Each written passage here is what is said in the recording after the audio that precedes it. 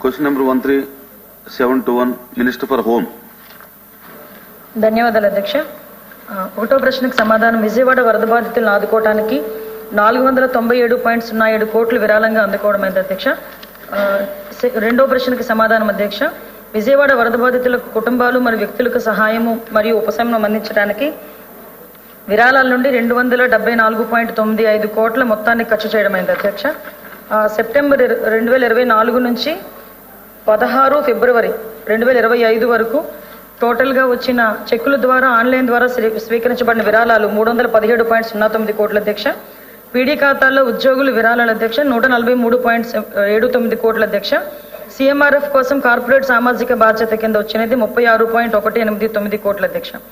పైన పేర్కొన్న విరాళాల్లో అధ్యక్ష 274.95 కోట్లు విజయవాడ వరద బాధితులను ఆదుకోవడానికి ఖర్చు చేయబడ్డాయి. 274.95 కోట్లలో 271.63 కోట్ల మొత్తాన్ని గ్రామ వార్డు సచివాలయ శాఖ సంబంధిత జిల్లా కలెక్టర్ నుంచి డైరెక్ట్ బెనిఫిట్ ట్రాన్స్ఫర్ ద్వారా విజయవాడ వరదల కారణంగా ప్రభావితమైన కుటుంబాలు వ్యక్తులకు చెల్లింపులు చేయడానికి విపత్తు నిర్వహణ కమిషనర్ ఎక్స్ అఫీషియో ప్రభుత్వ ప్రిన్సిపల్ సెక్రటరీ ఖాతాకు బదిలీ చేయడమైంది అధ్యక్ష. మరియు 3,60 లక్షల మొత్తాన్ని ఇతర సహాయక సాంకేతిక సేవలకు వినియోగించారు అధ్యక్ష. అరుణ్ గారు. అధ్యక్ష, విజయవాడ వరద బాధితుల కోసం అనేక మొత్తంలో ప్రభుత్వానికి విరాళాలు వచ్చాయి అధ్యక్ష. అయితే చాలా మంది బాధితులకు పరిహారం అందలేదు అధ్యక్ష. చాలా మందికి ఈ బాధితులందరూ కూడా రోడ్డు మీదకి వచ్చి ధర్నాలు చేసి, ఒక చోట్లయితే కంచరపాలెం, విజయవాడ కంచరపాలెం అయితే బాధితులు రోడ్డు మీదకి వచ్చి ధర్నా చేస్తే లాఠీ చార్జ్ కూడా జరిగింది అధ్యక్ష. అనేక మంది బాధితులు కలెక్టర్ ఆఫీస్కి వచ్చి, బాబు మాకు ఇంకా వరద సహాయం అందలేదని చెప్పి అనేక పిటిషన్లు ఇచ్చారు అధ్యక్ష. ముఖ్యంగా అధ్యక్ష 16 డివిజన్లు అధ్యక్ష, విజయవాడలో ఉన్న 16 డివిజన్లో కూడా విజయవాడ ఎప్పుడూ చూడనంత వరద చూస్తుంది అధ్యక్ష. మరి ఈ పరిహారం దక్కని వారికి ఎప్పటిలోగా దక్కిస్తారు, ఏమైనా ఆలోచన ఉందా లేదా? ఒకటి. రెండోది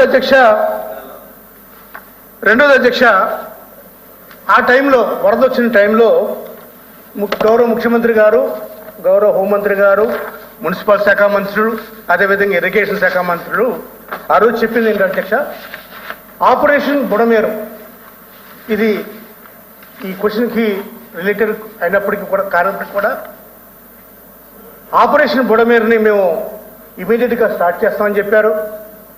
ఆ ప్రణాళిక సిద్ధం చేస్తామని చెప్పారు.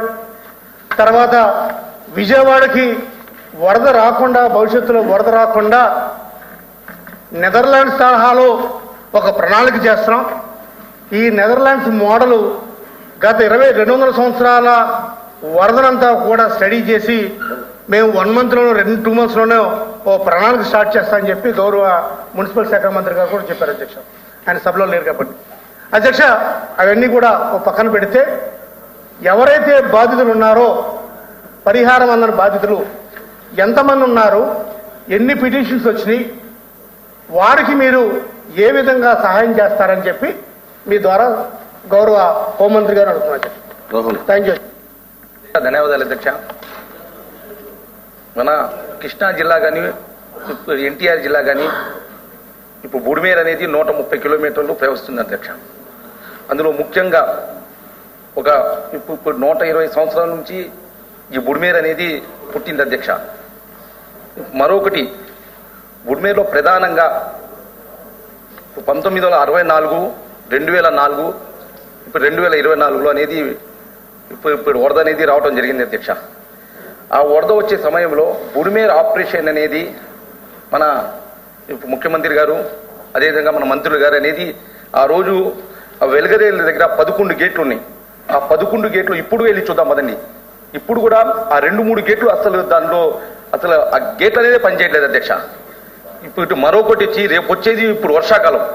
అసలు బుడిమేరు అనేది ఇప్పుడు వెలుగురికి సంబంధించింది ఏం చేస్తున్నారు అంటే దీనికి అంచనా వచ్చి 29 కోట్లు ఇచ్చారని చెప్తే దాంట్లో ₹1 ఏమైనా ఇచ్చారా?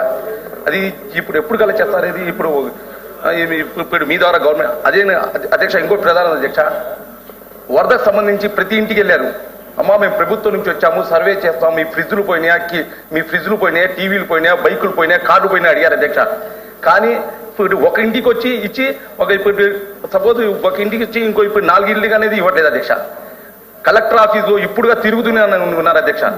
అసలు అనేది పూర్తిగా అనేది అంటే అధ్యక్ష ఇది రావటం అనేది చాలా దురదృష్టం అధ్యక్ష. ఇందులో కేవలం మనం ఇచ్చేది 25,000 లక్షల రూపాయలు అనేది చిన్న స్థాయి నుంచి పెద్ద స్థాయి చాలా లక్షల రూపాయలు కోల్పోయినారే. దీనికి వెంటనే గవర్నమెంట్ ఏమైనా ఆదుకుంటుందా లేదా? అది ఇప్పుడు ఎప్పుడు ఎలా ఆదుకున్నది తెలవని చదువుతుంది. ఇంకోటి కొత్త మాట్లాడండి మాట్లాడదాం. మీరు అయిపోయిందా మీది?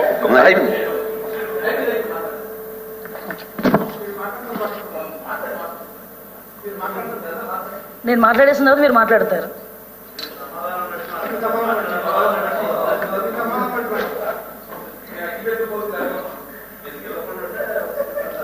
ఎవరు గెలరు అధ్యక్ష. అబద్ధాలు మాట్లాడితే సాక్షి పేపర్లు వేసుకుంటే ఎవరైనా ఐదోడు మాట్లాడతారు. సమాధానం చెప్తున్నాను కదా, అధ్యక్ష. బుడమేరు అన్నది నిజంగా ఆ రోజు చాలా దురదృష్టకరం అధ్యక్ష. ఎందుకంటే సుమారుగా నదీ ఆక్రమణలు విజయవాడ నగరంలో విపరీతమైన సమస్యగా తయారైనాయి అధ్యక్ష.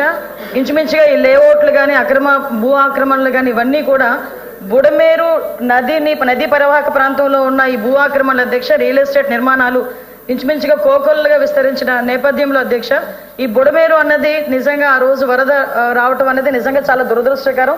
విజయవాడ ప్రజలే కాదు అధ్యక్ష, ప్రపంచం అంతా ఒక్కసారి తెలుగు వాళ్ళందరూ కూడా విజయవాడ వైపు చూసే పరిస్థితి కూడా ఆ రోజు నెలకొల్వడం అనేది మనందరం కూడా చూసాం అధ్యక్ష.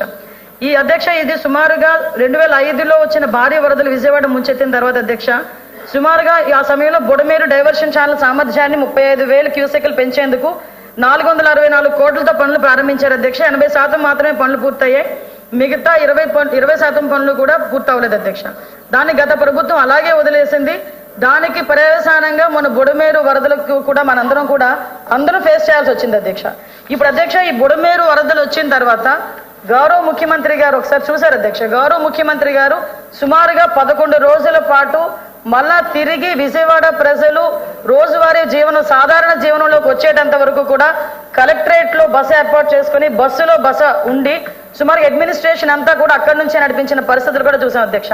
అర్ధరాత్రి అపరాత్రి అన్నది లేకుండా ప్రజలకి ఆహారం అందుతుందా, నీళ్లు అందుతున్నాయా, పాలు అందుతున్నాయా, బిస్కెట్లు అందుతున్నాయా, రొట్టెలు అందుతున్నాయా, ప్రతి ఒక్క చిన్న మైన్యూర్ ఇష్యూ అధ్యక్ష. ఇందాక అగ్గిపెట్టెల గురించి కొవ్వొత్తుల గురించి చాలా తక్కువగా మాట్లాడారు అధ్యక్ష. కానీ అగ్గిపెట్టెలు కొవ్వొత్తులు కూడా లేని సమయంలో అవి కూడా సరఫరా చేయాలని ఒక ఆలోచన వచ్చిందంటే దానికి మన అందరం కూడా గర్వపడాలి అధ్యక్ష. ఈ రోజు కరెంటు పోయి నీళ్ళ లోతులు నిలువెత్తు నీళ్ళలోని ఇల్లులన్నీ మునిగిపోయి ఉంటే కనీసం ఆ సమయంలో నేనున్నాను అధ్యక్ష. ఆ రోజు నేను ప్రత్యక్ష సాక్షిని. ఆ రోజు ముఖ్యమంత్రి గారి నోటి నుంచి అధ్యక్ష, ఏదో కలెక్టర్ గారో లేకపోతే సిఎస్ లో లేకపోతే అఫీషియల్స్ ఎవరు చెప్పింది కాదు అధ్యక్ష. వాళ్ళకి కనీసం lighters, charging lights, battery lights, మనకి టార్చ్ లైట్స్ ఉంటాయో లేదో తెలియదు. కనీసం వాళ్ళకి అగ్గిపెట్లు కొవ్వొత్తులు కూడా అందించాలి అని చెప్పి ఇమీడియట్ గా అక్కడి నుంచి సరఫరా చేసిన పరిస్థితి నుంచి అధ్యక్ష. అక్కడి నుంచి అధ్యక్ష సుమారుగా ఆహార పొట్లాలు ఎలా పంపిణీ చేశాము, మిగతా ప్రాంతాల నుంచి ఎలా వచ్చిందో అవన్నీ కూడా మనందరం కూడా చూసుకున్నాం అధ్యక్ష. చాలా క్లియర్ గా ఏ దగ్గర నుంచి ఎంతెంత వచ్చింది అన్నది, ఏ నెలలో ఎంతెంత వచ్చింది అన్నది చాలా క్లియర్ గా చెప్పాం అధ్యక్ష. దీంతో పాటు అధ్యక్ష, ఈ బుడమేరుకు సంబంధించి ముఖ్యంగా విజయవాడ వరద బాధితులు ఎవరైతే ఉన్నారో వాళ్ళు ప్రతి ఒక్క ఇంట్లోనే అధ్యక్ష సామాన్లకు డబ్బులు ఇచ్చాం, వెహికల్స్ పాడైపోతే వాటికి రిపేర్స్ కి డబ్బులు ఇచ్చాం, కొన్ని వెహికల్స్ మొత్తం కండెమ్ అయిపోతే వాటికి తిరిగి కొనుక్కోవడానికి డబ్బులు ఇచ్చాం, కొన్ని వ్యాపారాలు దెబ్బతింటే వ్యాపారాలు తిరిగి పునరుద్ధరించుకోవడానికి బ్యాంకర్స్ తో సుమారుగా కొన్ని పదుల సంఖ్యలో మీటింగ్లు ఏర్పాటు చేసుకుని వాటన్నిటికీ కూడా ఒక కార్యాచరణ రూపొందించి వాళ్ళ బ్యాంకుల ద్వారా కూడా వాళ్ళకి ఎటువంటి ఇబ్బంది లేకుండా చూసుకునే బాధ్యత తీసుకున్నాం. వాళ్ళు లోన్లు ఈఎంఐస్ కూడా కట్టుకోవడానికి ఇబ్బంది పడితే కనుక బ్యాంకు వాళ్ళతో మాట్లాడి వాళ్ళకి వెసులుబాటు కూడా కల్పించాం. సుమారుగా మొన్న ఫిబ్రవరి వరకు కూడా దగ్గర ఇంకా ఎవరైనా ఉండిపోతే నేనేం చెప్తానంటే సుమారుగా వరద సాయం అంతా మేము డైరెక్ట్ బెనిఫిట్ స్కీమ్ ద్వారా ప్రతి ఒక్కరికి కూడా అందించిన తర్వాత ఇంకా ఎవరైనా చాలా మంది, ఇందాక మన సోదరులు అన్నారు, చాలా మంది ఇంకా బయటకు వచ్చి మాకు అందలేదని అన్నారని. అందలేదు అని చెప్పిన ప్రతి ఒక్కరిని కూడా వెరిఫై చేసుకున్నాం. వాళ్ళకి నిజంగా అందాలి అని చెప్పేసి అక్కడ మనకి అందులోని కనుక మనకి పాజిటివ్నెస్ ఉంటే డెఫినెట్ గా వాళ్ళందరికీ కూడా డబ్బులు ఇచ్చిన పరిస్థితి కూడా కనిపించింది.